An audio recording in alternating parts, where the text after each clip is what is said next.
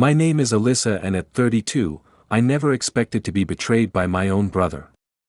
The old warehouse my grandfather left me wasn't just brick and concrete. It was potential others couldn't see. When I woke up to Jake's text, my stomach dropped. Sold your worthless building for $510. Kelvin. Family needs the money more than you. What he didn't know would change everything. Before I continue this story, let me know where you're watching from in the comments. And if you've ever had family betray your trust, hit subscribe. This journey isn't for the faint-hearted. Growing up, my grandfather Theodore was my rock. While other kids spent weekends at the mall, I followed him around his properties, absorbing everything about real estate like a sponge. He was a self-made businessman who started with nothing and built a modest empire of commercial properties through sheer determination and smart investments. His calloused hands and weathered face told the story of decades of hard work, and I treasured every minute I spent learning from him. My parents never understood my fascination with buildings and property values. Mom was a high school English teacher who preferred books to blueprints, and Dad worked in banking, but never had the entrepreneurial spirit that Grandpa Theodore and I shared. They weren't unkind, just perpetually confused by my interest in what they considered a boring industry. Then there was Jake, my brother, 3 years older and the undisputed golden child of the family. He had the kind of natural charisma that made people gravitate toward him with his perfect smile and ability to charm anyone within minutes of meeting them. While I was quiet and analytical, Jake was loud and impulsive. Where I saved, Jake spent. Where I planned, Jake winged it. Yet somehow, his failures were always celebrated more than my successes. Jake just needs a little help getting back on his feet. Dad would say, writing yet another check to cover my brother's latest business venture gone wrong or credit card debt. By the time Jake hit 30, he had burned through 3 different careers, defaulted on 2 car loans, and moved back home twice. Still, my parents saw his potential rather than his pattern. I took a different path. After earning my business degree with a focus on urban development, I started at the bottom of a commercial real estate firm, working 60-hour weeks and living in a tiny apartment to save money. Grandpa Theodore noticed. While my parents fussed over Jake's latest scheme, my grandfather would invite me to coffee to discuss zoning laws and property appreciation. "You've got the eye, Alyssa," he'd tell me, tapping his temple with one finger. "You see what a place could be, not just what it is now." That's rare. When Theodore passed away 3 years ago, his absence left a gaping hole in my life. The family gathered for the reading of his will with varying expectations. Jake naturally assumed he would receive the lion's share as the eldest grandchild and only grandson. My parents subtly reinforced this assumption, speaking in hushed tones about family legacy and masculine industries that made my blood boil. The lawyer's office was silent as the will was read. Theodore had divided his assets with careful consideration. My parents received his house and investment accounts. Various small properties and savings were distributed among cousins and other relatives. When it came to his prized commercial properties, everyone leaned forward in anticipation. Jake received 2 established strip malls in affluent neighborhoods already fully leased with steady income streams. He barely contained his smug smile as the properties were described. Then came my inheritance, one abandoned warehouse in the oldest, most neglected part of downtown, an area that hadn't seen development in decades. The disappointment in the room was palpable. My mother patted my hand sympathetically while my father cleared his throat and muttered something about Theodore having his reasons. Jake didn't bother to hide his amusement. "Well, at least you got something," he chuckled later at the post-funeral gathering. "Though I'm not sure what you'll do with a crumbling tetanus factory. Maybe open a haunted house." What Jake and the rest of my family didn't understand was that Theodore hadn't given me a burden. He'd given me an opportunity.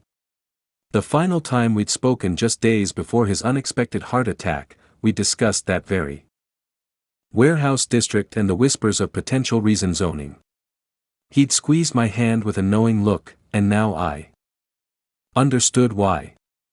Jake got income, I explained to my friend Sophia over coffee the next day.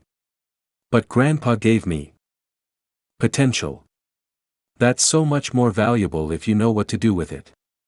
While my family wrote off my inheritance as Theodore's sentimental mistake, I began quietly researching. The warehouse might have looked worthless to everyone else, but to me, it was a blank canvas in a location that I suspected would soon become very valuable indeed. When Jake called to joke about trading his strip mall for my decrepit dump, I politely declined, which only confirmed his belief that I was holding on to it for emotional rather than practical reasons. Little did he know that my grandfather's final gift would become the center of a family drama none of us could have anticipated, and that the worthless building would reveal the true nature of those closest to me. The first time I visited the warehouse after it officially became mine, I understood why everyone thought Theodore had played a cruel joke on me. The brick exterior was crumbling in places. Windows were boarded up, and the inside was a cavernous space filled with decades of dust and abandoned equipment. But standing in that vast open area, sunlight streaming through holes in the roof, I didn't see decay. I saw possibility. I began my research immediately, spending evenings after my day job poring over city planning documents and development proposals. What I discovered confirmed my grandfather's foresight. The city had quietly been acquiring properties in the surrounding blocks. There were draft proposals for a comprehensive urban renewal project that would transform the entire district into a mixed-use development zone with tax incentives for tech companies and startups. The warehouse district sat between downtown and the river, a location that had been neglected during previous development booms, but was now perfectly positioned for the city's expansion plans. With the growing tech industry and housing shortage, it was only a matter of time before developers would start looking in this direction. I scheduled meetings with city planners, pretending to be concerned about how future developments might affect my property value. Each conversation revealed more pieces of the puzzle: infrastructure improvements planned for the next fiscal year, preliminary environmental impact studies already completed, and interest from several major tech firms in creating a satellite campus in our city. "This area is definitely on our radar," admitted one planning official after swearing me to discretion, "but we're trying to acquire properties quietly before speculators drive up prices." Armed with this information, I began creating a comprehensive business plan. I hired an architect friend at a discount rate to draft preliminary designs for converting the warehouse into a modern workspace while preserving its industrial character. The high ceilings, exposed brick, and massive windows that were currently boarded up would become selling points, not liabilities. The next step was far more challenging: securing funding. Bank after bank rejected my loan applications, unconvinced by my vision for a neighborhood that still contained abandoned buildings and had higher crime rates than other parts of the city. "The location is simply too speculative," one loan officer told me bluntly. "Come back when the city actually announces something official." Undeterred, I took on consulting work in addition to my full-time job, saving every penny. I spent weekends at the warehouse clearing out decades of debris myself to save on costs. My few friends thought I had lost my mind, sacrificing my social life for a derelict building. My family was even less supportive. Alyssa's playing dollhouse with Grandpa's junk warehouse. Jake told our parents during a family dinner I barely had time to attend. Meanwhile, I've increased the occupancy rate at both my properties and raised rents by 15%. My parents beamed at Jake's business acumen while I silently pushed food around my plate, too tired from hauling trash all day to defend myself. What was the point? They wouldn't understand until I could show them results. The bureaucratic challenges were just as exhausting as the physical work. I navigated a labyrinth of permit applications, zoning variances, historical preservation reviews. The building was just old enough to require additional paperwork and endless inspections. Each step forward seemed to reveal 3 new obstacles. 6 months into my ownership, the first piece of luck fell into place. The city formally announced the first phase of the urban renewal plan, focusing on infrastructure improvements in the warehouse district. Property values didn't immediately skyrocket as I'd hoped, but investors started paying attention. A small angel investor group specializing in urban redevelopment agreed to provide partial funding for basic renovations after seeing my detailed business plan and learning about my background in real estate. It wasn't enough to complete the project, but it allowed me to fix the roof, update the electrical systems, and make the building secure. As work progressed, neighboring property owners started approaching me, curious about my plans. Some offered to buy me out, assuming I was renovating just to flip the property. I politely declined every offer, no matter how tempting the immediate profit seemed. The real breakthrough came 14 months after I inherited the warehouse. A major tech company announced they were looking for space for a new innovation hub, and my newly renovated building was perfectly positioned. When their scouts contacted me to arrange a viewing, I knew my grandfather's faith in me was about to be validated. I kept this development secret from my family. After months of dismissive comments and jokes at my expense, I wanted to wait until something concrete materialized before sharing my progress. The family reunion planned for the following month would be the perfect opportunity to reveal my success when the deal was finalized. What I didn't realize was that my silence had been misinterpreted. While I was quietly building towards success, my family had constructed an entirely different narrative about my inheritance and my intentions for it. This misunderstanding would soon explode into a betrayal I never saw coming. The text message that changed everything arrived at 7:15 on a Tuesday morning. I was getting ready for work, mentally preparing for a final meeting with the tech company representatives later that day when my phone buzzed. Sold your worthless building for $1,510, Kelvin. Family needs the money more than you.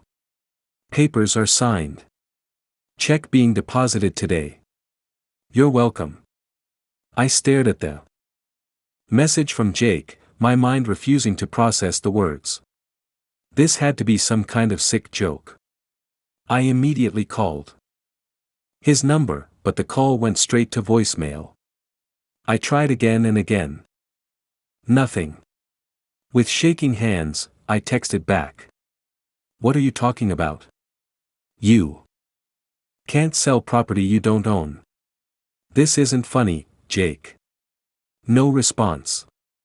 Panic rising in my throat, I called my lawyer, Robert, who had handled the transfer of the property after my grandfather's death. Robert, someone's claiming they sold my warehouse. Is that even possible? Could it be some kind of scam? Not without your signature, he assured me. Unless, let me check something. Can you come to my office right away? I called in sick to work and drove straight to Robert's office, my mind racing through possibilities. Had there been a mistake in the will, some legal loophole I didn't know about? Robert's face was grave when I arrived. I've made some calls. There was indeed a sale filing yesterday for your property. The documentation appears to include your signature on all the required forms, but I didn't sign anything. I know, he said quietly. That's what concerns me. I've requested copies of the paperwork, but based on the description, we may be looking at forgery. The next few hours were a blur of phone calls and legal discussions. By noon, we had confirmed the worst. Jake had somehow forged my signature on sales documents, listing himself as having power of attorney. The buyer was a limited liability company called Downtown Development Partners, which Robert discovered was a shell company with connections to a major development corporation. As we were untangling this legal mess, another shocking revelation emerged. My parents had witnessed the signatures effectively validating the forgery. This wasn't just Jake acting alone. My entire family had conspired against me. I sat in Robert's office numb with disbelief. Why would they do this? How could they do this? I think you need to ask them directly, Robert advised. Meanwhile, I'll file for an emergency injunction to freeze the sale and the funds. I drove to my parents' house in a state of emotional shock. The familiar ranch-style home where I'd grown up now seemed alien and threatening. My mother answered the door, her expression shifting from welcome to weariness when she saw my face. Alyssa, we weren't expecting you today. You helped Jake steal from me. The words came out flat and cold. My father appeared behind her. That's a very dramatic way to put it. Come inside. We shouldn't discuss family matters on the porch. Once inside, their justifications poured out. Jake was facing bankruptcy again. He had taken out high-interest loans to invest in a friend's business that had collapsed. The bank was threatening to foreclose on his house where he lived with his wife and 2 young children. He would have lost everything, my mother explained. As if this made perfect sense, the family had to step in. By stealing my property, I asked incredulously. You weren't doing anything with it except pouring money into renovations that would never pay off, my father countered. Jake found a buyer willing to pay good money for that eyesore. $510,000. That's a windfall for a building you got for free. Where is Jake now? My parents exchanged glances. He's taken the kids to the lake house for a few days. He needed a break from all the stress. Of course he did. Jake creates a disaster. Steals from his sister, then goes on vacation while others deal with the fallout. Some things never change. The sale was for the good of the family, my mother added, reaching for my hand. Jake needed the money more than you need that old building. I pulled away from her touch. That wasn't your decision to make. Where I come from, we call this fraud. It's a felony. My father's face hardened. Don't be ridiculous. We're family. Families help each other by committing crimes. Did Jake tell you he forged my signature? That he lied about having power of attorney? Did you know you were witnessing fraudulent documents? Their silence was answer enough. The building wasn't Jake's to sell. It wasn't your decision to make. And now you've all committed fraud. Surely you wouldn't press charges against your own brother. My mother gasped, finally realizing the seriousness of the situation. I looked at these people who had raised me, who had always favored Jake, who had dismissed my hard work and ambition, who had now crossed a line I never imagined possible.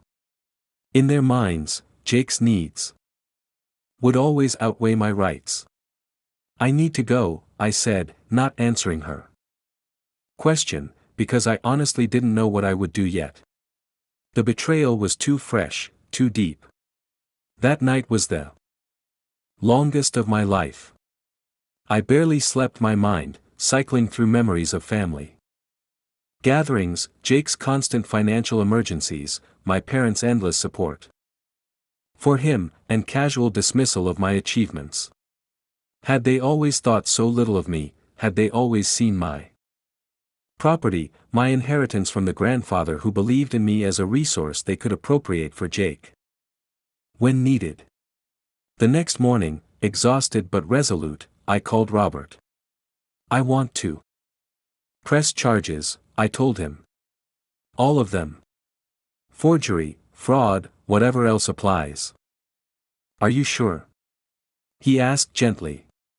"This will permanently affect your relationship with your family."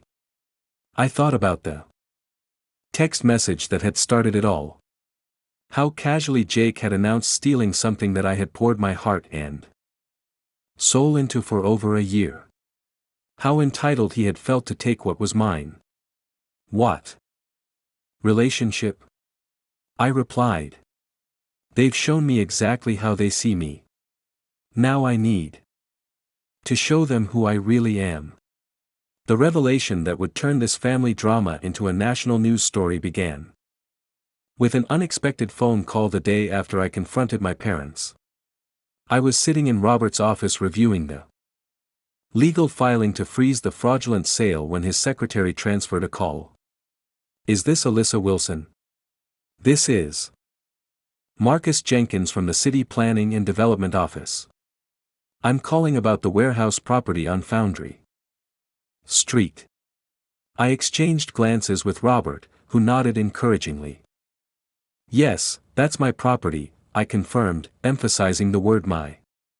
"Well, that's precisely why I'm calling.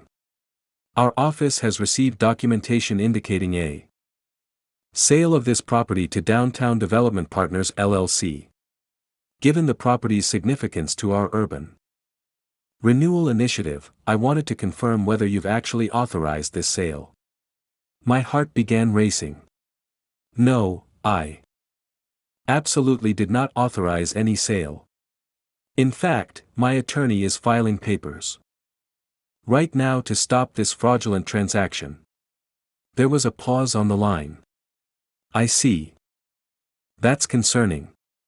Miss Wilson, would it be possible for you to come to our office today? There are some matters regarding your property that you should be aware of."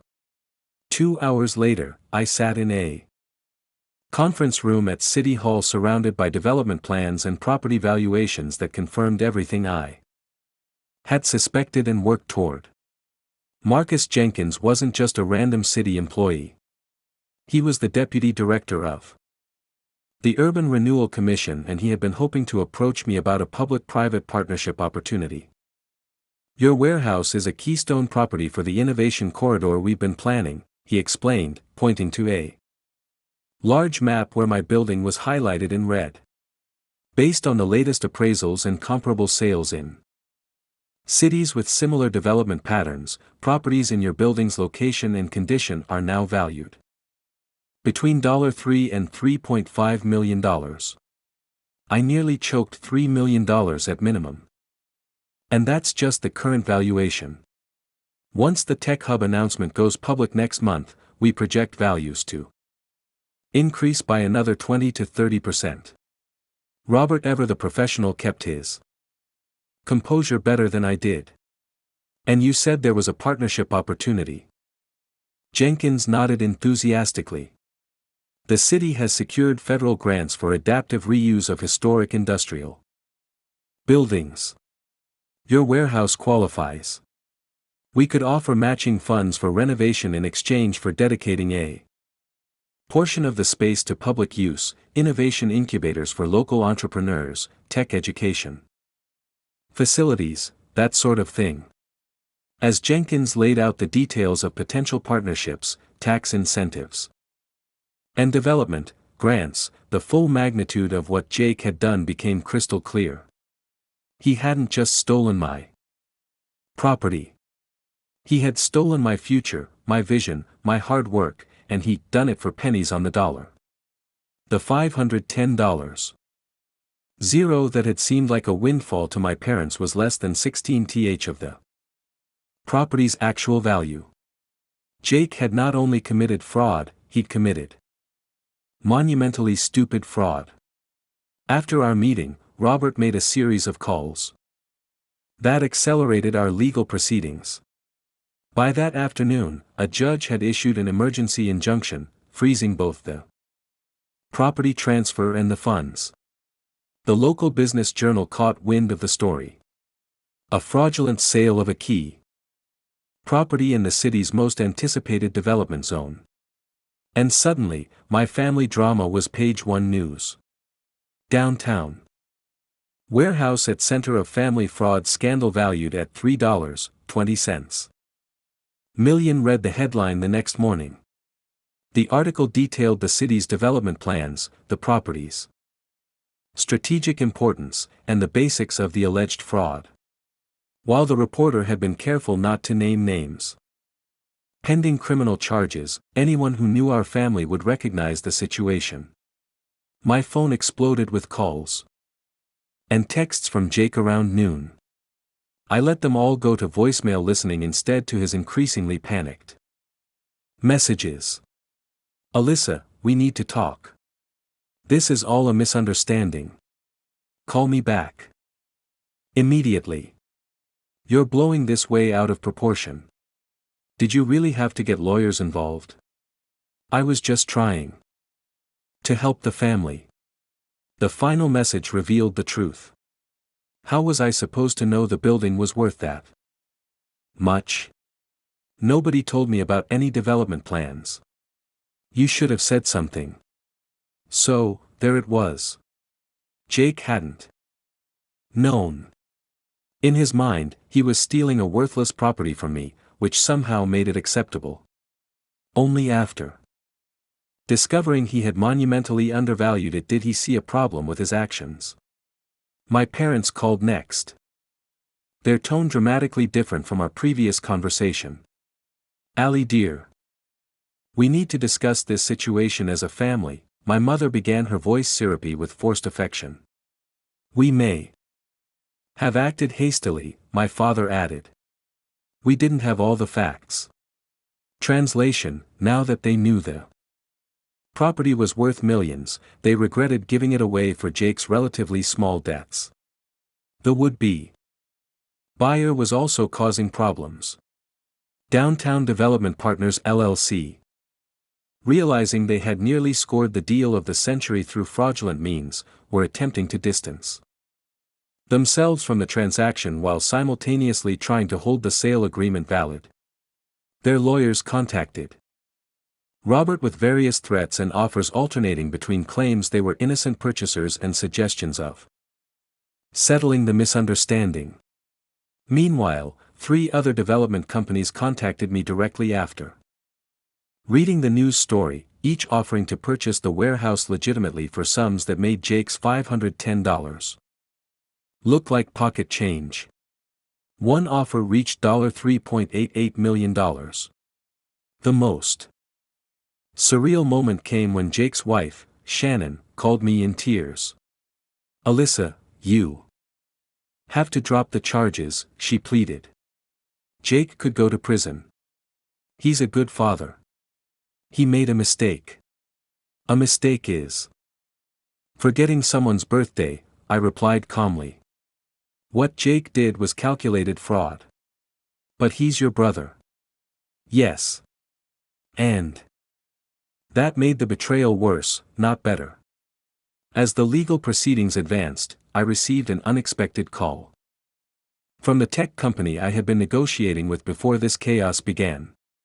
Despite the legal complications, or perhaps because of the publicity surrounding the property, they were still interested in leasing the renovated warehouse for their innovation hub.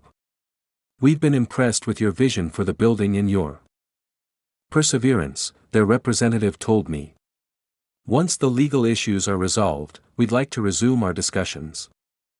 With this potential tenant still on board, and the city eager to include my property in their development plans, I realized that despite my family's betrayal, my grandfather's faith in me had been well placed. The warehouse wasn't just valuable real estate, it was proof that I had inherited Theodore's vision and business sense. Jake had tried to steal a building. What he didn't understand was that the true value wasn't in the bricks and mortar. It was in seeing potential where others saw only decay. That was something he could never take from me. The weeks following the revelation of my property's true value and my family's betrayal were some of the most challenging of my life. With Robert's guidance, I hired a specialized legal team that included a prosecutor turned white-collar crime attorney named Diana Chen and a real estate fraud expert named Michael Okafor. Their confidence gave me strength as we navigated the complex intersection of criminal and civil proceedings. What your brother did constitutes multiple felonies, Diana explained during our first strategy session. Forgery, fraud, filing false documents, identity theft. Each charge carries significant penalties. I don't necessarily want Jake in prison, I admitted, surprised to find I meant it despite my anger. I just want justice. And for everyone to understand you can't steal from family and call it love. Michael nodded. Our primary goal is to completely invalidate the fraudulent sale and secure the return of any funds already transferred. The criminal charges give us leverage, but they're separate from the civil case to restore your property rights. The legal process moved forward with excruciating slowness and surprising suddenness in turns. Some days, nothing seemed to happen. Other days brought multiple court filings, emergency hearings, and strategic decisions that needed immediate attention. I continued working my day job, though my boss had been understanding about my frequent absences for legal matters after the story hit the local news. Jake's response to the criminal charges swung between desperate attempts to reconcile and vicious counterattacks. One day, I'd received tearful voicemails begging for forgiveness. The next, his lawyer would file motions alleging I had verbally promised him the property or claiming he had misunderstood our grandfather's intentions. My parents launched a two-pronged campaign of emotional manipulation and social pressure. They called relatives, family, friends, even my former classmates, spinning a story of family hardship and my vindictive refusal to help my struggling brother. Some believed them. Others saw through the manipulation and reached out to offer support. I always knew Jake was the golden child, but this is beyond belief, my cousin Rachel said when she called. Count me as a character witness if you need one. The stress took a toll on my health and emotional well-being. I developed insomnia, lost weight, and found myself jumping every time my phone rang. When Diana noticed my exhaustion during a deposition preparation session, she made an unusual suggestion. You need support beyond legal counsel.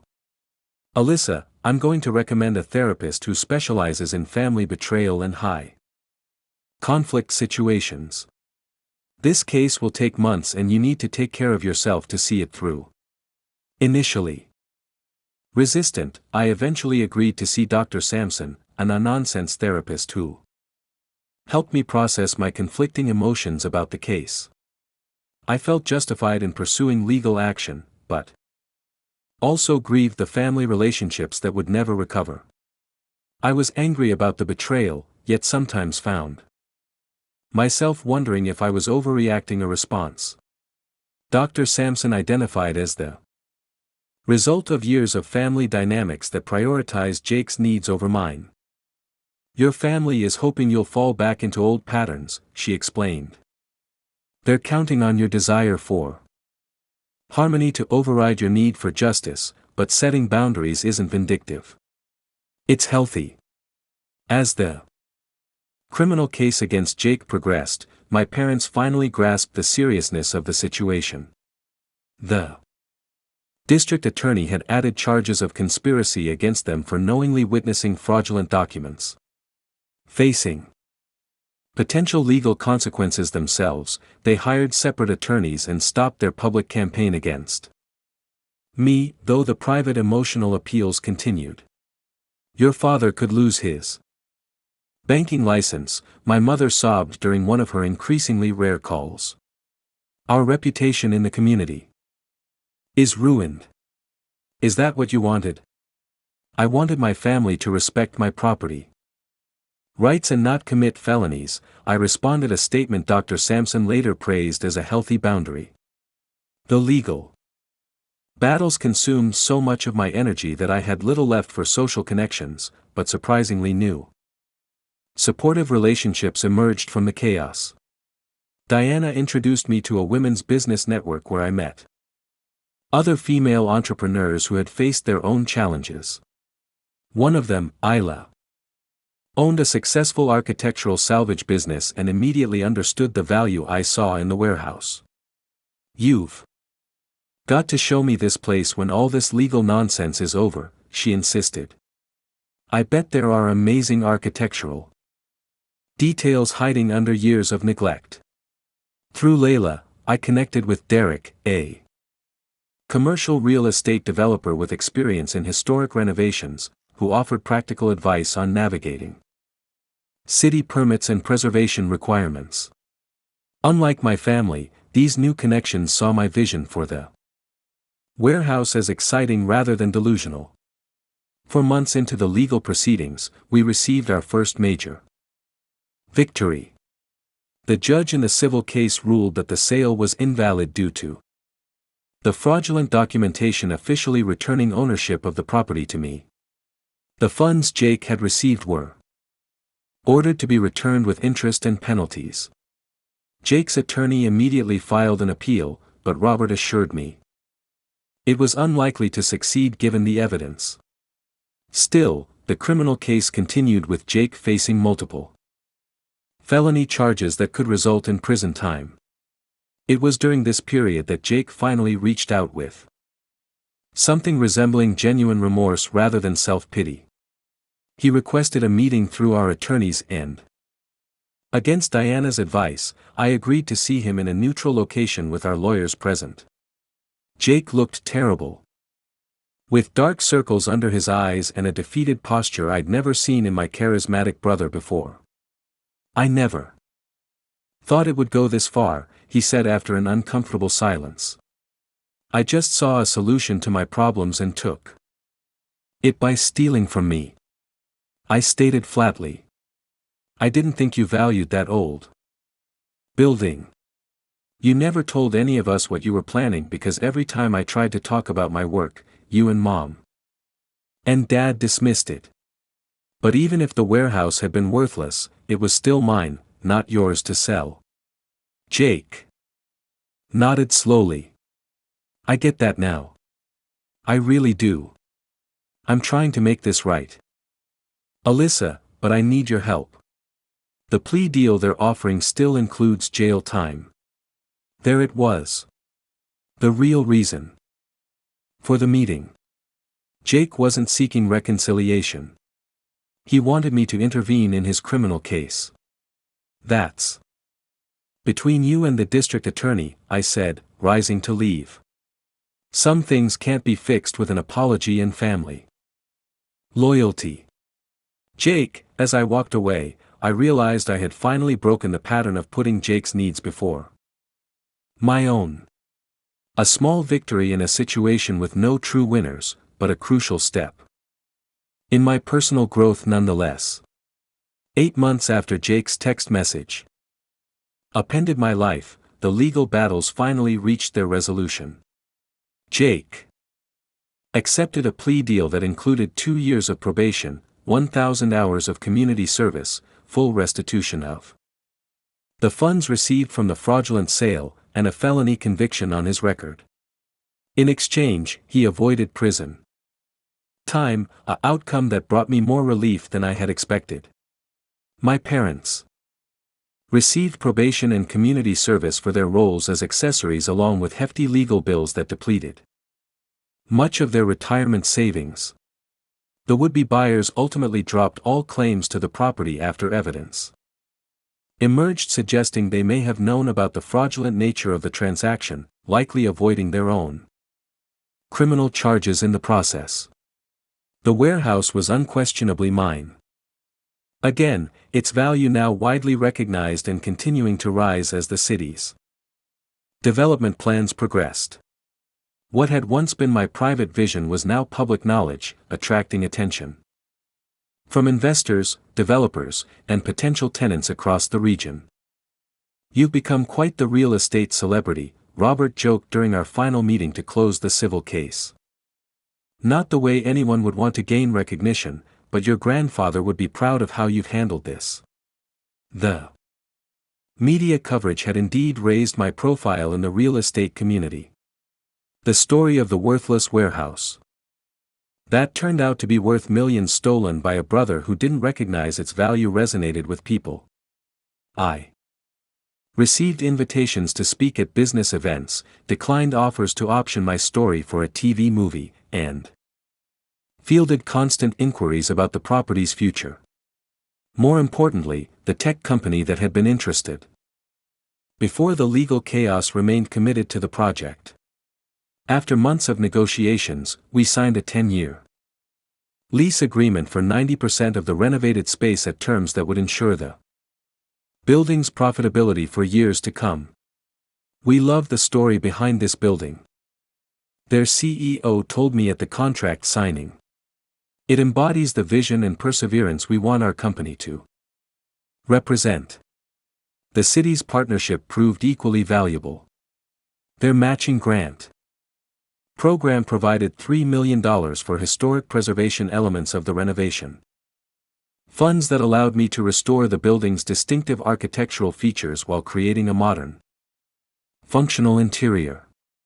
The 20% of space dedicated to public use would house a tech training center for underserved youth, creating a pipeline of local talent for the building's commercial tenants. With the legal issues resolved and development plans underway, I faced the more personal aftermath of the ordeal. Family gatherings were now complicated affairs with relatives taking sides and uncomfortable silences when Jake or my parents entered a room. I attended my cousin's wedding, maintaining polite distance from my immediate family while reconnecting with extended relatives who had reached out in support during the court proceedings. Jake made awkward attempts at reconciliation, sending birthday cards and occasional texts that I acknowledged, but didn't encourage. His wife Shannon reached out more genuinely, apologizing for her part in pressuring me to drop charges and inviting me to their children's school events, which I sometimes attended sitting quietly in the back. The kids missed their Aunt Shannon told me during one such event. "They don't understand what happened. They don't need to." I replied, "This is between the adults." My parents found the new family dynamic more difficult to navigate.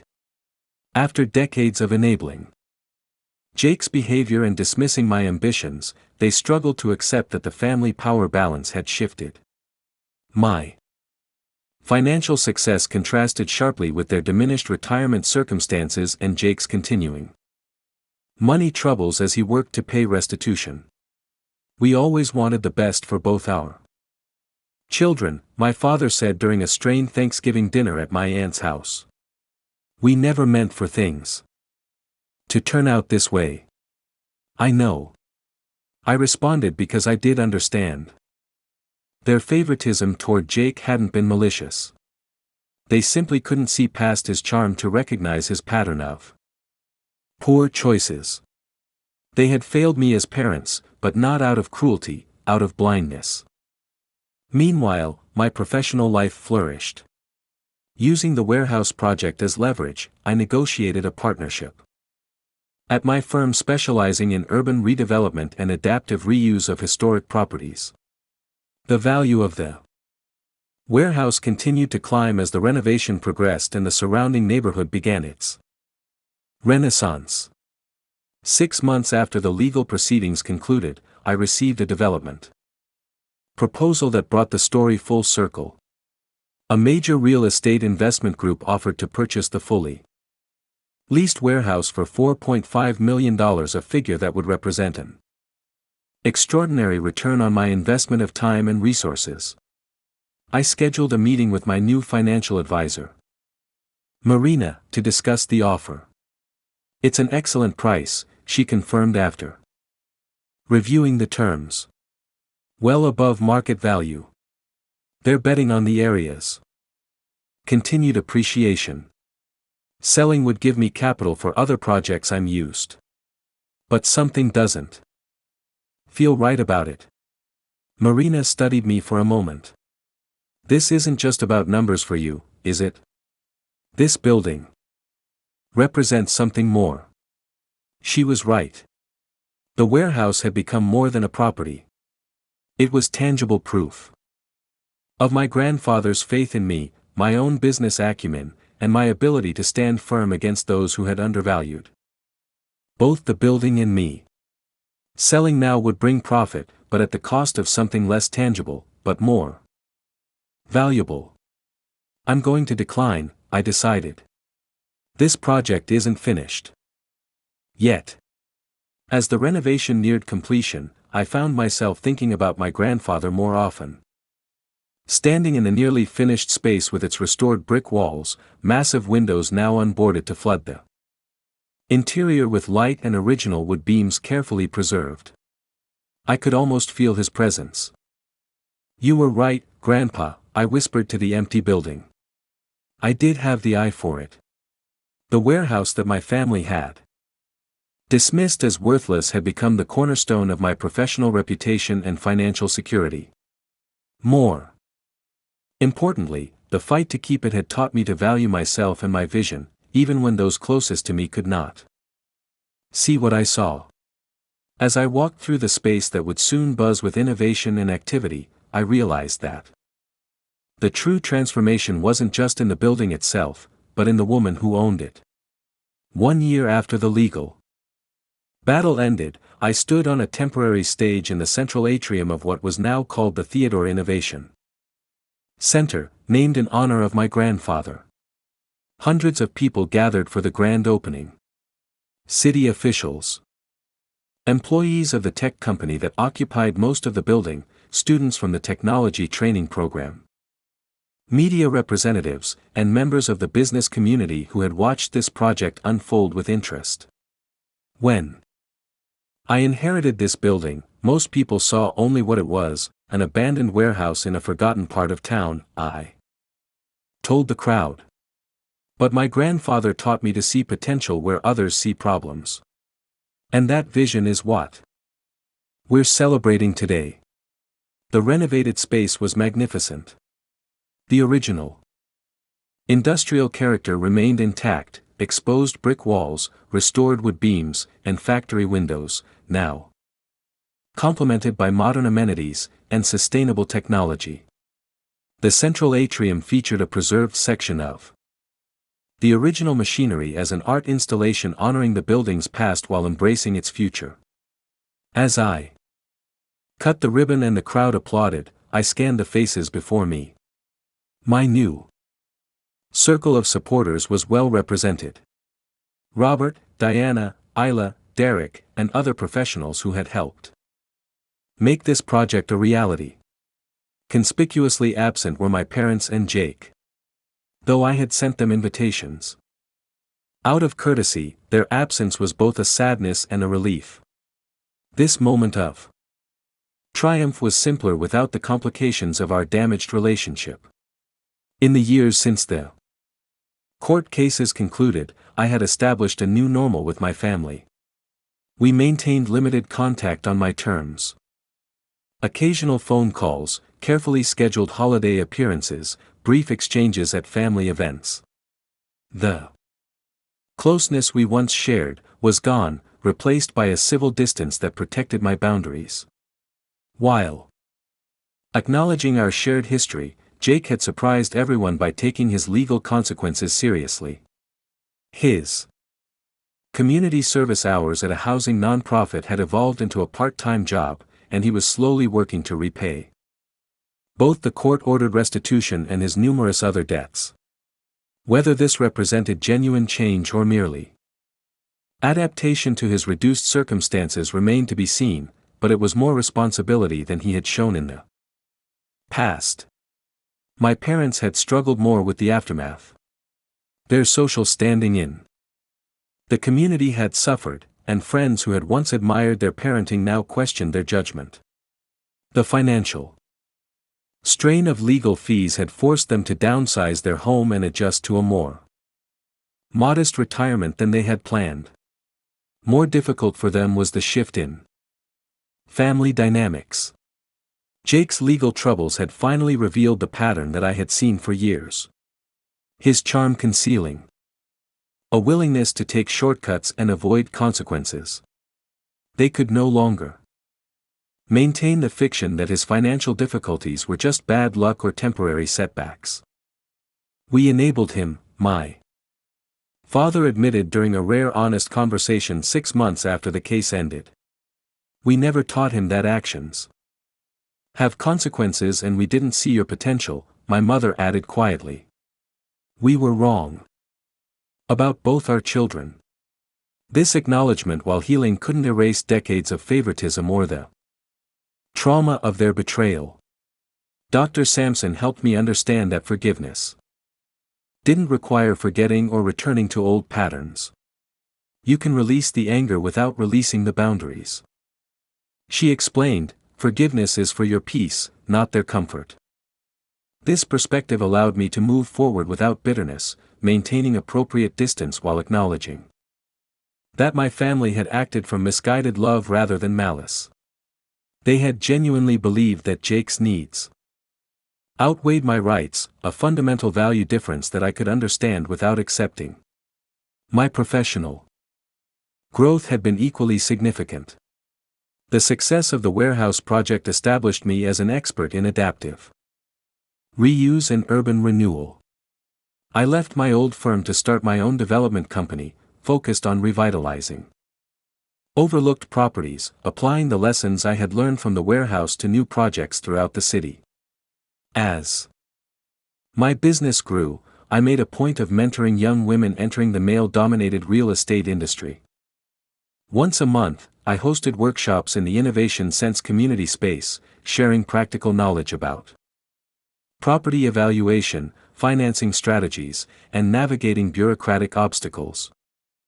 The most valuable skill in this business isn't financial analysis or construction knowledge, I told these aspiring developers. It's the ability to see what could be, not just what is. That vision is what transforms neighborhoods and creates opportunity. After the grand opening ceremony, as guests explored the building and celebrated its transformation, I slipped away to the rooftop terrace we had created as part of the renovation. From this vantage point, I could see the city skyline and the surrounding neighborhood, where new development was already spreading outward from the catalyst of our project. Isla joined me at the railing, taking in the view. Quite a difference from that first time you showed me the building. Remember all the pigeons in that collapsed staircase? I laughed. I remember you were the only person who didn't think I was crazy for seeing potential here. That's because I know value isn't always obvious, she replied. Most people want the easy win, the property that's already improved, or the relationship that doesn't require work. They miss the hidden gems because they're afraid of the effort. Her words resonated beyond real estate. My family had valued ease over integrity, choosing the quick solution of stealing my property rather than facing Jake's financial problems. Honestly, they had seen only the surface, a seemingly worthless building rather than the potential beneath. The hardest lesson from all this, I confessed, was accepting that the people who should have believed in me the most were the ones who underestimated me the worst. But maybe that's why Grandpa left me this building instead of one of the easier properties. He knew I had the strength to fight for it if necessary. The year of healing had brought me to a place of surprising peace.